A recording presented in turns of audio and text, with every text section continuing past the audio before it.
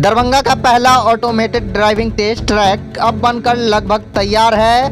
तस्वीरें आप देख सकते हैं कि केवल अंतिम चरण का काम जारी है।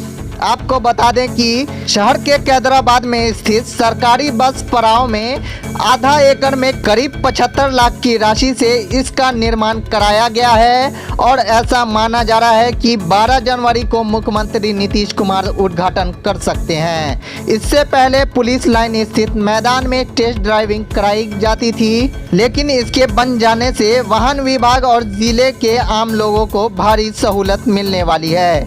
वहीं आपको बता दें कि बिना परीक्षा में पास किए लाइसेंस बनाना मुश्किल होगा। बता दें कि अब तक ड्राइविंग लाइसेंस बनाने के लिए ऑनलाइन आवेदन की प्रक्रिया के बाद आवेदकों को लहरियासराय स्थित पुलिस लाइन मैदान में सपाट जमीन पर गाड़ी चलाने के बाद पास या फेल किया जाता था, लेकिन अब ऑटोमेटेड ड्राइविंग टेस्ट ट्रैक बन जाने के बाद आवेदकों के लिए ड्राइविंग लाइसेंस प्राप्त करने की प्रक्रिया पारदर्शी व जटिल हो जाएगी।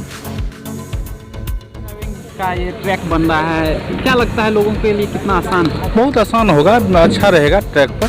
पहले हम लोग पुलिस लाइन के कैंपस में करते थे, टेस्ट लेते थे, लेकिन अब अपना ट्रैक हो गया तो हम लोग के लिए भी सुविधा हो गई है और टेस्टिंग ट्रैक हो गया है तो बहुत अच्छा है। दरभंगा वासियों के लिए भी बहुत अच्छा होगा। परिचय?